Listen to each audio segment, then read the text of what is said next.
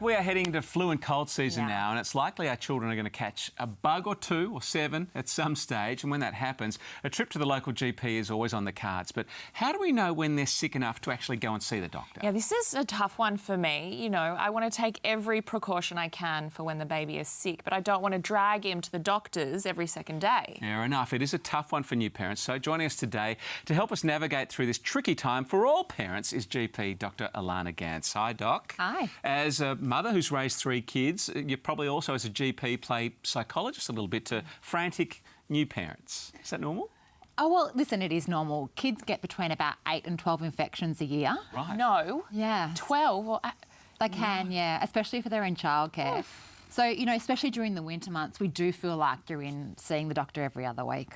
Okay. And what about infants? Is it different for them? Do they get sicker more often, less often? How do we deal with them? So it's not that they get sicker more or less often, it's just that they are different. So especially under 3 months, you nearly always need to take them to be checked out. So if they have a fever, not feeding well, you really... Rashes? Rashes. No such thing as too careful in infants. Okay. Probably till about 1.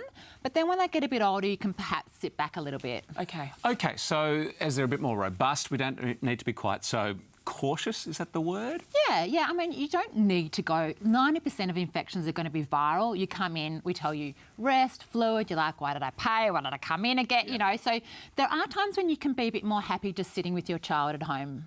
Okay. And my good mate, Dr Google, has answered a few too many questions. We've gone down the rabbit hole. Yeah.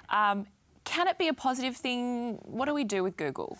So, listen, Dr Google can sometimes... We all do it. Yes. It can sometimes be good. But, you know, there's 2 problems I have with Dr Google. One is the common one where they make you stress out when there's actually nothing to be stressed out about. Yes. And the other one is probably worse from my point of view, when they can reassure you when there's something to worry about. Yeah. Great tips. OK, primarily, if they're under 3 months, if you're in doubt, always go. 100%, yeah. Yeah, they're on that side. I love your A, B, C, D. If they're alert, breathing, colour and dehydration. Little ones get dehydrated far more quickly than adults, don't they? They do, yeah. And you know your child best, so trust your gut if you notice anything out of it.